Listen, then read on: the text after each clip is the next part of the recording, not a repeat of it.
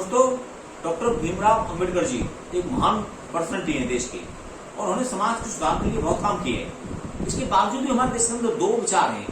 कुछ ऐसे हैं जो उनका सम्मान करते हैं और कुछ ऐसे हैं जो उनके विरोधी हैं। मैं कुछ ऐसी बात रखूंगा जो उनका मूल्यांकन कीजिए। विरोधी हैं वो बताएं कैसे गलत है, सही है, समर्थक है वो बताएं। तो पहली बात, कहते हैं कि अंबेडकर जी सबसे ज्यादा मेधावी थे। नहीं, ऐसा नहीं है।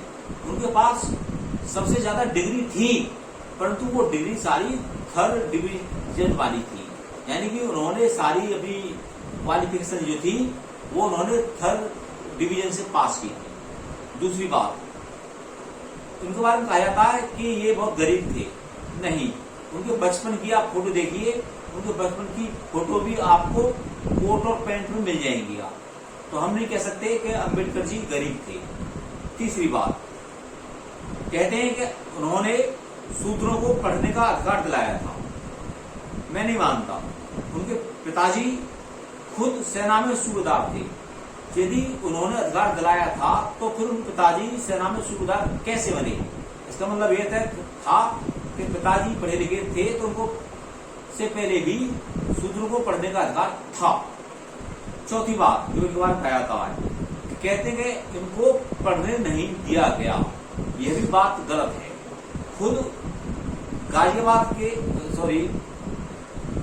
गुजरात के जो गायकवाड़ परिवार है, उन्होंने खुद इन्हें पढ़ने के लिए अपने खर्चे पर विदेश भेजा था। वहां पर ये पढ़कर आए थे, तो इनको पढ़ने में कोई बाधा नहीं डाली थी।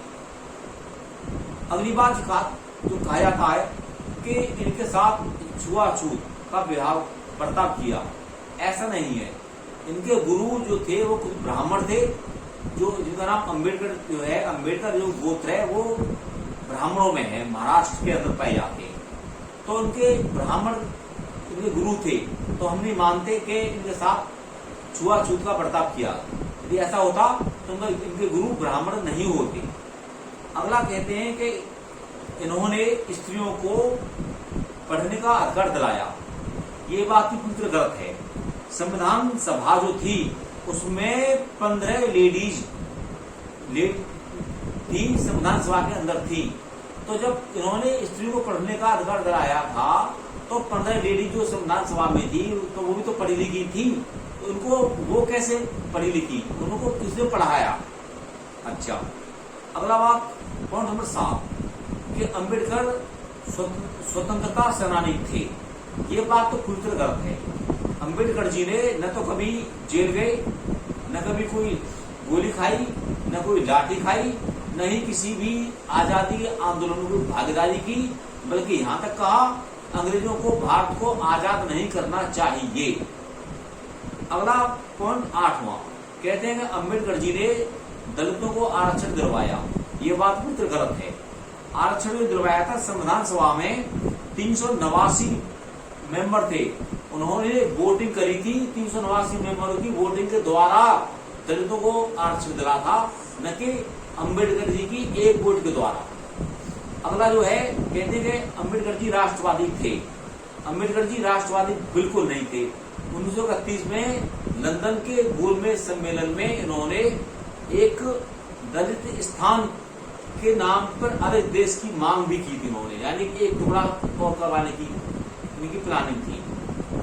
अगला पॉइंट कहते हैं 10वां पॉइंट इनका कि इन्होंने भारत का संविधान लिखा था। नहीं, भारत का संविधान 12 देशों के संविधान की से लिए गए पॉइंट है, उनकी चोरी करिए, कॉपी है मात्र। और हमारे संविधान में ओरिजिनल जो बात है तो शायद ही एक आध हो। लास्ट बात कि कहते हैं अंबेडकर जी सादगी पसंद थे। महात्मा गांधी और कांग्रेस नेता सभी खद्दर के और कपड़े पहनते थे, सादगी वाले कपड़े पहनते थे। तो अंबेडकर जी इंग्लिश स्टाइल में सूट वूट में रहते थे। तो ये मैंने आपको बताया अंबेडकर जी के बारे में 11 बातें जो मिथक के रूप में हैं। तो मैंने आपको बात बताई है, चाहे आप अंबेडकर जी के समर्थक हो या विरोधी हो, आप ये बताइए, मूल्यांकन करके बताइए कि ये बातें सच हैं या गलत हैं। आप कमेंट के माध्यम से मुझे जरूर बताएं, मैं अपने नॉलेज में वृद्धि कर लूं। और मेरे channel Sanjeev Bhardwaj education videos को आप सब्सक्राइब जरूर करें और इस वीडियो को के बारे के माध्यम से बताएं, अम्बेडकर के बारे में जो मिथक हैं उन मिथकों के बारे में जानकारी दें। जय हिंद, जय भारत और जय भीम।